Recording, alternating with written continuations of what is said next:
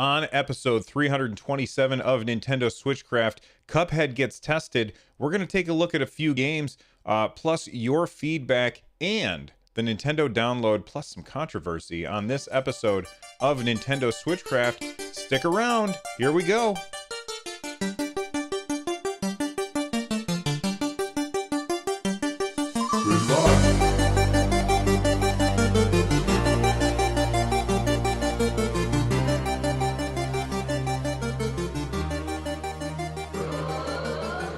All right, everybody. Nintendo Switchcraft is brought to you live 3 times a week on Tuesdays and Thursdays at 3 p.m. U.S. Eastern and on Saturday at whatever time I can get to it. Tune in live over at twitch.tv/runjumpstomp. This episode of Switchcraft is brought to you by patrons like you. Get Switchcraft and my other content ad-free for as little as $1 over at patreon.com/runjumpstomp. All right, the Nintendo download is where we're going to start today. Every week Nintendo posts this. Usually on Thursdays is when I include it, but that was a packed show anyway, so I couldn't include it and I forgot at the same time. Let's take a look at what Nintendo thinks you should be downloading this week. First off, version 3.0 of Smash Brothers, which we are going to talk about a little bit more very, very soon. But that has come out. So if you haven't already downloaded it and tried out Joker as well as the new stages and the stage builder and the video editor, then go download it and check it out because it's free except for the Joker part. Mortal Kombat 11 is dropping on April 22nd, so that's coming out in just 2 days. This is the latest installment in the critically acclaimed franchise. It provides a deeper and more personalized experience than ever before, featuring a roster of new and returning classic fighters. Mortal Kombat's best-in-class cinematic story mode continues the epic saga over 25 years in the making. I never really thought of Mortal Kombat games as being games that have much story, but that's because I stopped playing around Mortal Kombat 2.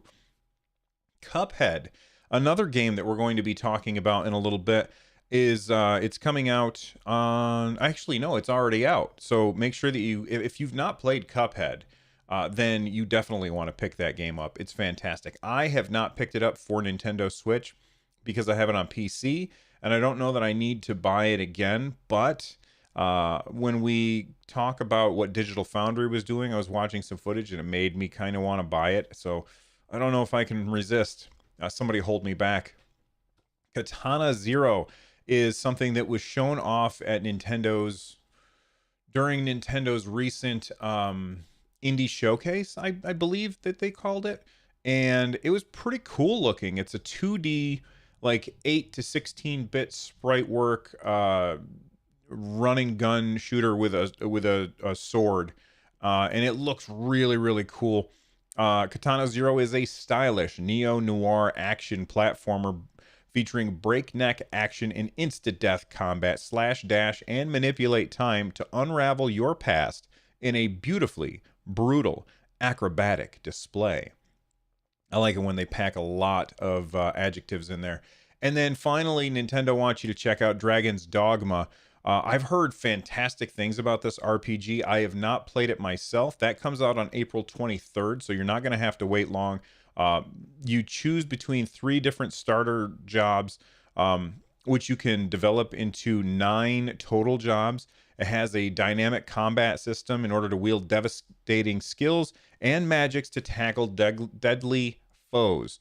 Again, I haven't played it, but I've heard extremely good things about it, and it's definitely something that's on my wish list for the future. So that is the Nintendo download. There's more to it, so if you want, you can go to runjumpstomp.com, check out the show notes, and you can find out more about what Nintendo thinks that you need to check out. Let's move on to something that is a little bit controversial. So Nintendo added a stage builder to Smash 3.0, and that's really cool. However, I think I said when because I live streamed on Twitch my my first time playing the stage builder, and all I could think of was, okay, people are going to abuse this, and of course people did. drawing things that are inappropriate because that's what the internet does. They're idiots.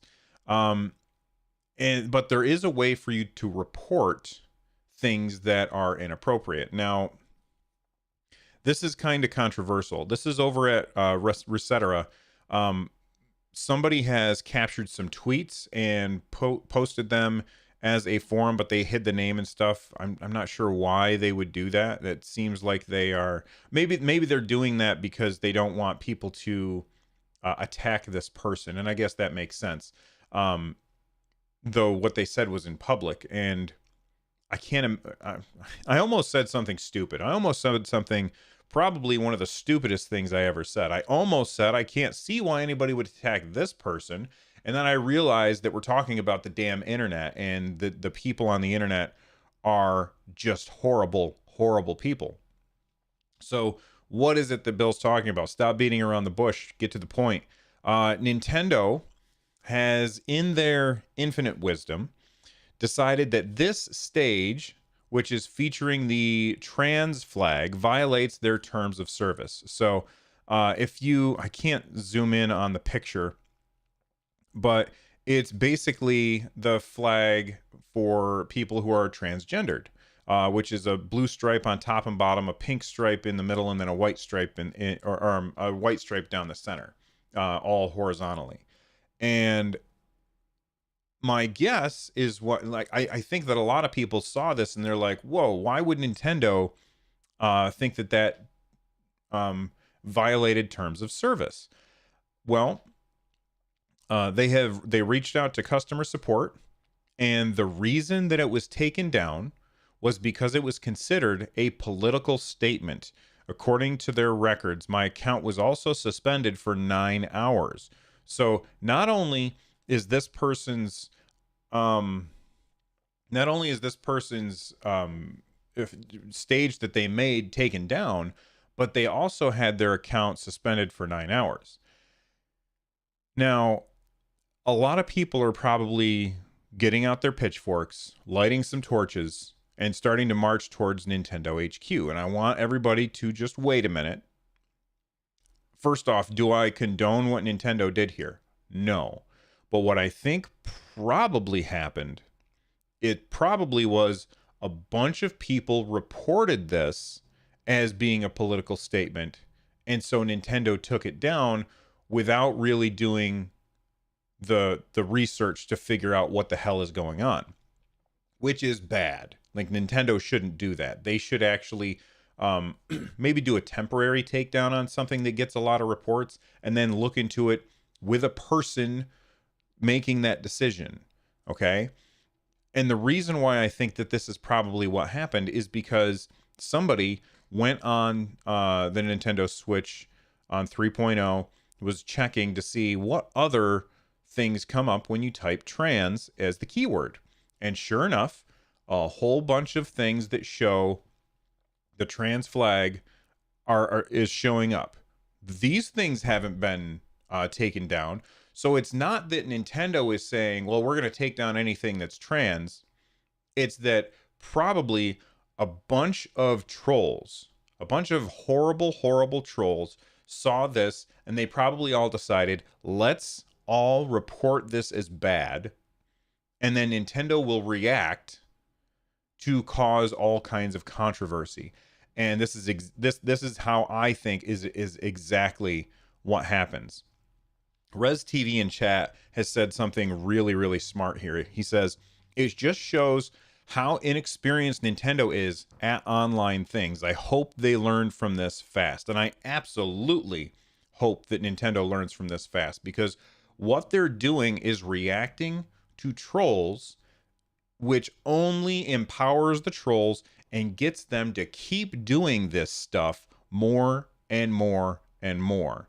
Nintendo needs to find a way to not react quite so fast. Now, at the same time, you also have to be careful, because there were also people, I mean, Smash is a game which is rated E10 plus, I think. Is it rated T? Oh, I don't have a physical copy. I think it's rated T.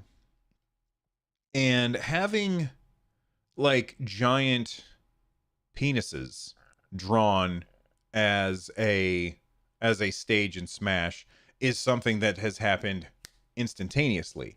And I don't think anybody is surprised because of course the internet is a horrible place. Guess what? I want to make sure that I say this before anybody gets the idea that I'm against free speech.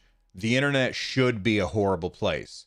Anybody should be able to say whatever they want on the internet, and then we should be able to have the ability to block them. And corporations should have the ability to say, you know what, you don't get to talk like that here, and ban them. Having a corporation ban you for being a jackass is not infringing upon your free speech. However, Nintendo taking this really not at all offensive flag down is just monumentally stupid. And Nintendo needs to figure out how to do this better. Lord Ravenclaw in chat is telling me it is, yes, it is E10 plus, not T for teen. So there you go. Thank you very much for the clarification, because my memory is like a wet sponge. I don't know what that means. All right, so I want you guys to let me know what you think about this, and I'm going to move on because I think I kind of said my piece. I want to talk about a couple of games that I've played this week. All right, first I want to start off with a point and click adventure called Truberbrook, and this game is actually pretty interesting. Most point and click adventures I don't really get very far in, and of course I'm still pretty early on in Truberbrook, but the reason why I think that it might change for me with Truberbrook is because with this game, as you're playing, you can hold down a button and it puts little dots all over the screen. And these are dots where you can look at things or interact with things, and you don't have to guess. I remember many times playing a point and click adventure and dragging my mouse across the screen, hoping that it would turn into something, and going back and forth when I got stuck. And that was the kind of thing that would often turn me away from a game, where I would get stuck and couldn't go any further. Being able to hold down a button and have all of the interactable objects pop up on the screen when you're stuck in the game means that I'm much more likely to figure out a puzzle that is giving me a hard time, and I'm much more likely to finish. So Truberbrook is a point and click adventure that I'm going to jump back into. The graphics are really good. Yes, Lord Ravensclaw pointed out that they love the graphics of that game, and it is a very, very cool looking game. It's got a I'm trying to figure out how to describe it best. You know what? I'm just going to bring it up on screen. For those of you who are listening to the podcast, you're not going to see this, but you can see what it looks like now if you're watching the footage here. It looks really, really cool. And if you want to see the footage, you can check out my my first look over on my YouTube channel. But that's what the game looks like. It's got a cool art style, cartoony but not too cartoony, clayish but not too clayish. It's tough to describe. All right, another game that I want to talk about is not really a game, and it's called Feather. It's basically a flying simulator, and you play as a bird. There's no goal in the game. At first I thought, oh, okay, there's like, you can see rings that you can fly through, but the only thing that the rings do in the game is change the music. So you'll be listening to music, and it's got a pretty cool mellow soundtrack going on.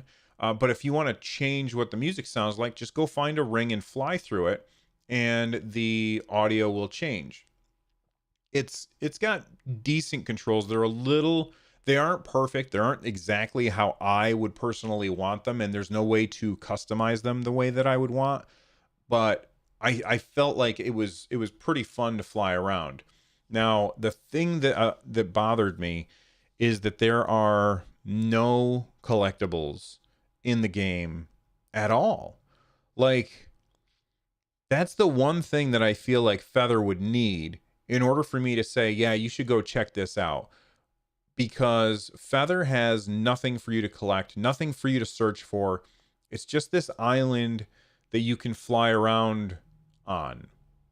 And while it looks cool, has neat graphics, and um, the feel of flying is pretty great, there's nothing for you to go after. There's no goal.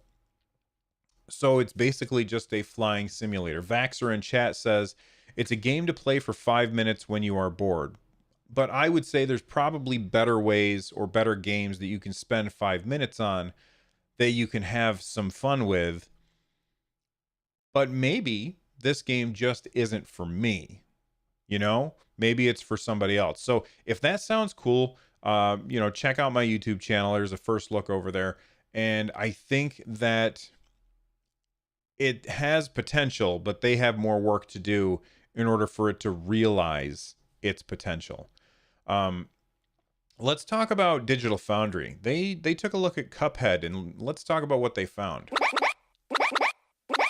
Cuphead is a game, came out in 2017, and it is so incredibly fun. I played the hell out of this game on my PC. Really very, very difficult side-scrolling shooter that has an art style which screams Steamboat Willie.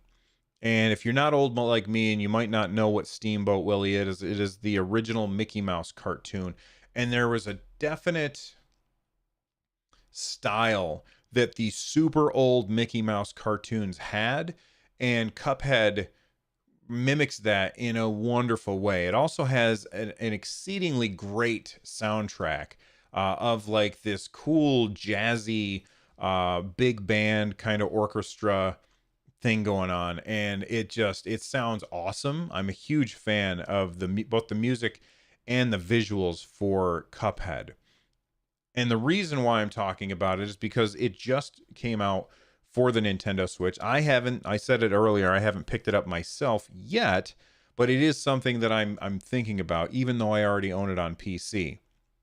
Now, it's basically a run and gun side-scrolling shooter, and with the beautiful art style and the amazing sound, like I said. And the Switch version, according to Digital Foundry, is pretty much the most perfect port you will ever find. It looks exactly like it does on Xbox One Pro or X or whatever. It doesn't matter what you play this game on, it always looks good. And that's because every single piece of art is hand drawn and scanned in. Everything looks beautiful. And on the Nintendo Switch, it just looks really, really amazing and has a steady 60 frames per second frame rate the whole time. That was the thing that I was worried about, was will they be able to nail that frame rate with the Nintendo Switch on much less powerful hardware? And apparently, according to Digital Foundry, who, if you don't follow them, you should, because they analyze the hell out of video games and tell you exactly when it looks best, which system you should be playing it on, and where's the hiccups with the game. And they just couldn't find any flaws with Cuphead. In fact, they showed side by side a 720p version and a 1080p version, and you couldn't really tell the difference between the two because of the way that the art is done. I love it when developers do things like this, because nobody can argue that Cuphead is not a beautiful game. I've never heard anybody look at it and say, "Oh, that doesn't look very good." I mean, they might say, "I don't want to play that because that kind of gameplay is not for me." But I've never heard anybody say a bad thing about the looks of Cuphead. And right now, it seems like the Switch is the best version of it. Why? Because it's exactly like all the other versions, and you can bring it with you. So if you haven't picked up Cuphead yet, and you have a Nintendo Switch, that's the place that you want to play it. because it looks just like all the other ones. There's absolutely no downside to playing it on the Nintendo Switch. It's just a fantastic port, and that's something that I love to hear. Res TV in chat said, I played the Xbox and PC version. The Switch version is exact. It's an amazing port. You would think Panic Button did it. Just for those of you who don't know, Panic Button are the people who have ported over a bunch of games to the Switch, most notably Rocket League and Doom. They're the ones that ported those two games over, and they did a fantastic job. And it seems like the people who ported Cuphead over have done an even more amazing job, which is really tough to do. Okay, I've got a video series that I want you guys to check out. Let's talk about it after this. The Atari Video Computer System is 20 cartridges with 1,300 game variations you play on your own TV set. All right. Speaking of lots and lots of games, I've got over 200 games on my Nintendo Switch. And somebody asked, Bill, can you tell me what are your top 50 games on the Nintendo Switch? And I thought that was a pretty tall order, but I can do that. And I sat down and decided to make like a list, and I was going to do it so that it was just a list on my website, runjumpstomp.com. However, I decided to instead record video. And I 50 games talking about each game and why I think it belongs on the list of my favorite 50 Nintendo Switch games. And in 2 days, on April 22nd, that's Monday at 3 p.m., I'll have the first in the series premiere on YouTube, youtube.com/runjumpstomp. So if you follow the link in the show notes and you go to that, you can click on the little bell to get reminded about when that comes up.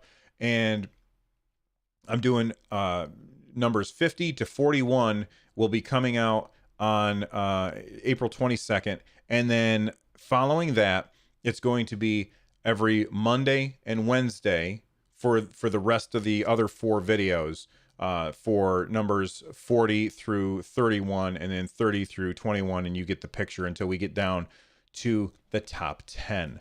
So it's my top 50 Switch games from somebody who has played over 200 of them.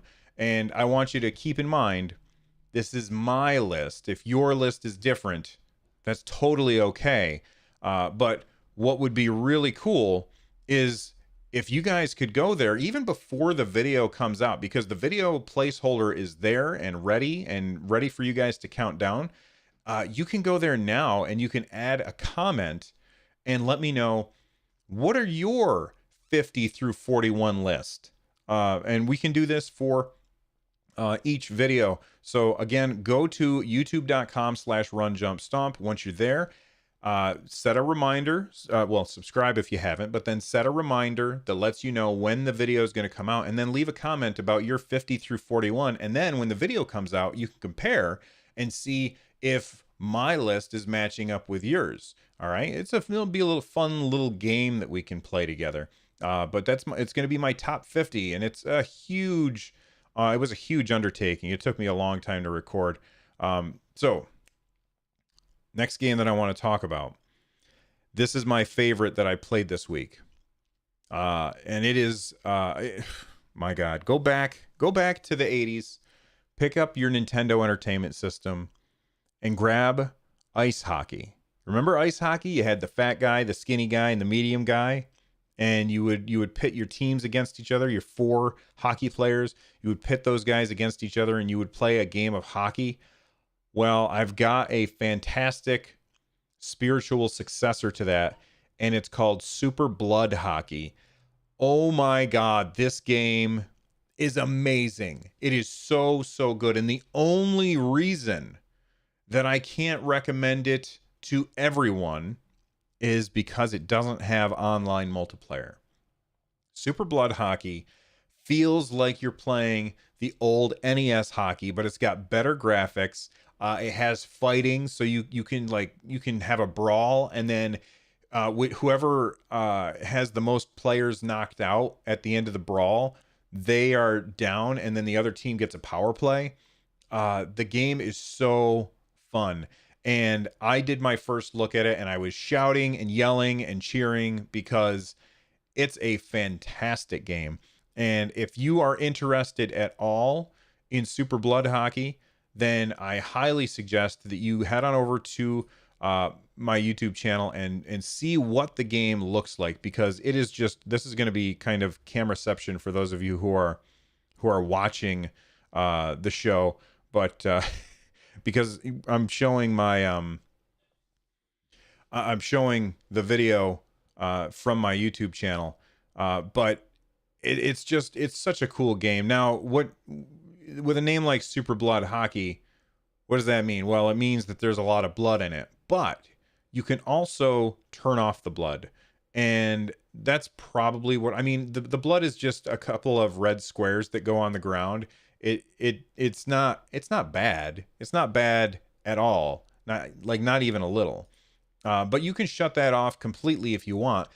It definitely has some like, there's a weird thing in the tutorial where you are a bunch of naked dudes learning how to fight in the shower, which is weird, but they're all pixelated and they have like towels around them and everything's blurred.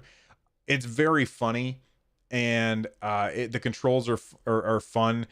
It feels great. It's a fun game, and if you haven't checked it out, you should definitely check out Super Blood Hockey for the Nintendo Switch. I'm a big fan. Sonic 2 handles stubborn stains. Embarrassing bald spots, no problem. All right, it's time for us to get out of here, but before we do, we've got feedback. I got a tweet, which you can also tweet at me at RunJumpStomp. Use the hashtag Nintendo Switchcraft, because I have other podcasts and it makes it easier for me to sort.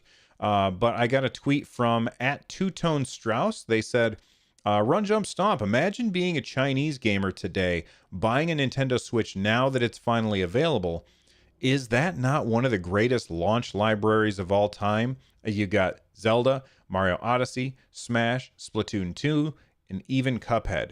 Good things come to those who wait, I guess. And that's true. Good things do come to those who wait. What an amazing library of games the Nintendo Switch has.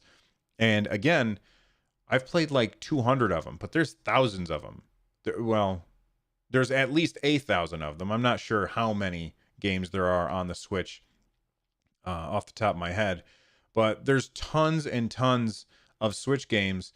And if you're struggling to decide which games should I buy for the Switch, then I recommend you check out that top 50 series that I've just posted. Okay. We are coming up on past 30 minutes, so it's time for me to wrap up the show. Super Mario 1, 2, and 3. There's power in numbers. Nintendo, now you're playing with power. Each game sold separately. And you guys are playing with power too. Listen, to become part of this community and play with power, head on over to runjumpstomp.com/Discord. You can also watch the show live over at twitch.tv/runjumpstomp. Get a hold of me through Twitter at RunJumpStomp. Use the hashtag Nintendo Switchcraft, or use the Anchor app. Call in, leave a message. I will play it after the show, or sometimes before the show. Who knows? If you're looking to support the show, it's super easy to do. Go to runjumpstomp.com/thank you. You can see all the ways to support the show there.